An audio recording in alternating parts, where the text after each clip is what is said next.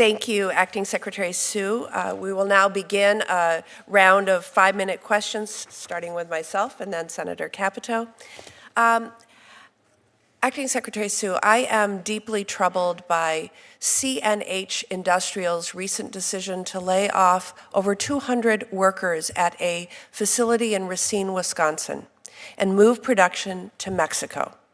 Agricultural machinery has been made by workers in my home state for over 175 years.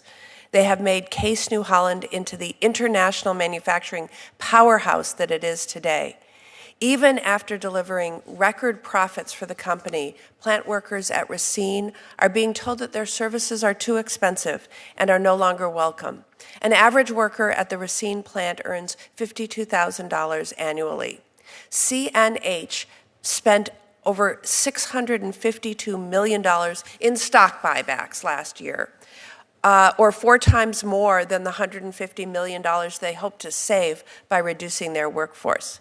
Moving production to Mexico would not only be a slap in the face to the workers who have given so much, but it would destroy the institutional knowledge that the plant's workforce has developed over decades of building agricultural equipment. American workers are the best in the world, yet they face unfair disadvantages when it comes to competing against low-road employers in other countries, engaging in a race to the bottom and exploiting workers. So can you start by expanding on how the budget would promote a fair global playing field and protect workers' paychecks here at home by advancing workers' rights abroad? Chairwoman Baldwin, thank you so much, and thank you also for your opening comments about the President's announcement yesterday in Racine, which demonstrates that the race to the bottom is not the only option. We can, with the right investments, create a race to the top in which America's workers benefit, America's businesses benefit, and our economy and our country are stronger. To your question, one of our agencies is ILAB, the International Labor Affairs Bureau. And the premise behind ILAB is the idea that the interests and welfare of working people in other countries is intricately tied to the welfare of workers in the United States. Too often, I also hear what you've just suggested, which is companies saying that if we demand that workers do well in this country, we're going to take our work to another country in which there are even more vulnerable workers. And the work of ILAB is intended to create a more level playing field. ILAB engages in research and advocacy to make sure that conditions like child labor and forced labor in other countries are not condoned, that when goods that are made in such conditions try to enter the United States, that we do not allow that. We have also been very engaged in helping to monitor and assist the country of Mexico in implementation of the United States-Mexico-Canada agreement that would help make sure that workers in Mexico also have their fair and free choice to join a union and to protect their working conditions. Again, so that we really end the race to the bottom, as you mentioned. Thank you for that answer. While we appreciate this important work to level the global playing field and discourage companies from moving jobs out of the United States in the first place, we also recognize the critical needs of these workers who are faced with losing their jobs unless CNH decides to reverse course. So I'd like to follow up on the WARN Act. This is an important law that, if followed, can help communities plan to provide services to workers affected by mass layoffs. Unfortunately, as in the case with CNH, not every company complies with WARN, and Department of Labor's authority to enforce the law needs to be strengthened. Will you work with me to explore how Congress can strengthen the WARN Act this Congress? Yes, absolutely, Senator. Thank you.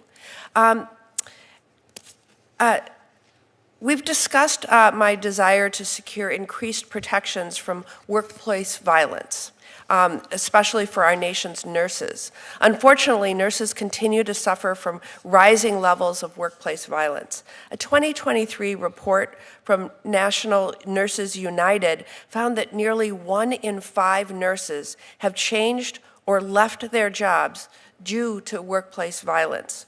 With Wisconsin facing a projected shortage of 20,000 nurses by the year 2040, we must do all that we can to protect, retain, and strengthen the nursing workforce.